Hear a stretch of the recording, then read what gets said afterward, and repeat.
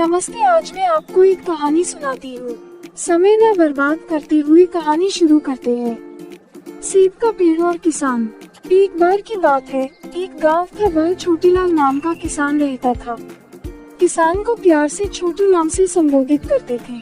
छोटू के पास एक बड़ा सा बगीचा था जिसमें एक पुराना विशाल आम का पेड़ और अन्य पौधे, पेड़ और सुंदर फूल थे। जब छोटू छोटा लड़का था, वह अपना अधिकांश समय आम के पेड़ के पास खेलने में व्यतीत करता था। उन दिनों आम के पेड़ में उसे सबसे अच्छे आम लगते थे। हालांकि जैसे जैसे समय बीतता गया, आम का पेड़ बूढ़ा हो गया और फल लगना कम हो गए। मगर इस साल सूखा पड़ा था और पैसे की तंगी होने लगी। तब छोटू ने सोचा कि मैं इस साल आम का पेड़ काट देता हूँ, क्योंकि अब आम के पेड़ से आम ना के बराबर मिलते हैं। उसने फैसला किया कि इस साल ये पेड़ की लकड़ियाँ बेचकर गुजरान चलाऊंगा। इसलिए उसने पेड़ को लकड़ियों के लिए काटने का फैसला कर लिया, क्योंकि आम का पेड़ से हवन की लकड़ियाँ मिलती है और अच्छे दाम आसानी से मिलेंगे। इसीलिए छोटू ने आम के पेड़ की लकड़ी बेचने का फैसला कर लिया। पेड़ घना और विशाल था, इसलिए उसे इससे बहुत ज्यादा लकड़ी मिलेगी और चिंतित होने की आवश्यकता नहीं होगी, और यह पेड़ से बहुत अच्छा लाभ होगा। छोटू भूल गया कि बचपन में इसी पेड़ के आम खा के बड़ा हुआ और उसके आम खा के बचपन बिताया था। वो ये भी भूल गया था कि आम के पेड़ पर कई छोटे जानवरों का घर भी था। इसमें गिलहरी, गौरई और पक्षियों और कीड़ों की एक विशाल विविधता शामिल थी। छोटू ने जब अपनी कुल्हाड़ी ली और आम पेड़ काटने लगा, तो सभी छोटे जानवर दौड़ते हुए नीचे आ गए। वे सभी छोटू से गुहार लगाने लगे।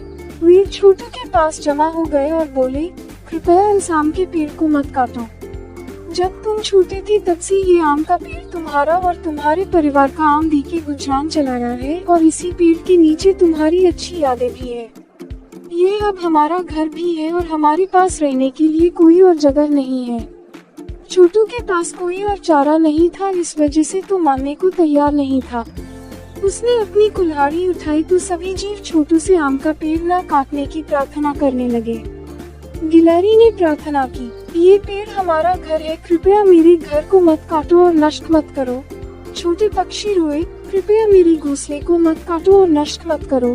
टिड्डा रोया, कृपया आम के पेड़ को मत काटो। छोटू ने कहा कि मैं मजबूर हूँ, मुझे भी अपने बच्चों का पालन करना है और इस साल बारिश भी अच्छी नहीं हुई, अतः मुझे इस आम के पेड़ को काटना पड़ेगा। वो जैसे आगे बढ़ा और कुल्हाड़ी की तरफ हाथ किया। सभी छोटे जानवर हताश हो गए और किसी भी कीमत पर आम के पेड़ की रक्षा करना चाहते थे। तभी छोटे जानवरों ने कहा, जब आप खेतों में मेहनत कर रहे होंगे तो हम आपके लिए गाएंगे। हम आपके छोटे लड़के की देखभाल भी करेंगे। वह रोएगा नहीं, बल्कि उसे मनोरंजन और खुश होगा। आप हमारे गीतों को पसंद करेंगे और महसूस नहीं करेंगे थका हुआ। हालांकि मदद के लिए उनकी पुकार बहरे कानों पर पड़ी। उनके सभी अनुरोधों के बावजूद छोटू पेड़ को काटना चाहता था। अचानक उसने कुछ चमकदार देखा। कहीं से बहुत मधुमक्खियां आ पहुंची और मधुमक्खियों ने कहा कि हमारा छत्ता ऊपर है, तुम वह ले लो, आपका यह साल कट जाएगा, क्योंकि हम और अभी शहद बन के आपको देंगे। निरीक्षण करने पर उन्होंने महसूस किया कि यह एक बहुत बड़ा मधुमक्खी का छत्ता है जो शहद से भरा हुआ है। उसने थोड़ा सा लिया और अपने मुंह में डाल लिया। शहद के स्वाद बहुत ही स्वादिष्ट था। चखते ही छोटू के तुमको मन को जगा दिया। अचानक उनके बचपन की यादें दौड़ती हुई लौट आई। शहद का स्वाद इतना अच्छा था कि वह और चाहता था। यह उसके लिए खुशी की बात थी। वह मुस्कुराया और कहा, यह अद्भुत स्वाद है। छोटू के रवैये में बदलाव को महसूस करते हुए छोटे जानवर एक स्वर में बोले, शुक्रिया मधुमक्खी जी। मधुमक्खी ने छोटू से कहा, मैं तुम्हें हमेशा मीठा शहद दूंगी। गिलहरी ने कहा, जितनी चाहे उतनी मात्रा में मेवा बांट दूंगी। चिड़िया चिल्लाई, हम अच्छे गीत गाएंगे, हम गाएंगे। अंत में छोटू ने सबको उसका साथ देने का शुक्रिया कहा और नाचने लगा। वह समझ गया था कि आम के पेड़ में मुश्किल में उसका साथ दे रहा है और कई प्यारे जानवरों का घर है जो उसे बहुत सारी चीजें प्रदान करते हैं। छोटू ने महसूस किया कि आम का पेड़ उतना फलहीन नहीं था, मगर सबका रहने खाने पीने का ख्याल रख रहा था। मधुमक्खियों ने उसके हाथों पाप होने से बचा लिया। उसने छोटे जीवों से कहा, मैं वादा करता हूँ कि मैं इस पेड़ को कभी नहीं काटूंगा।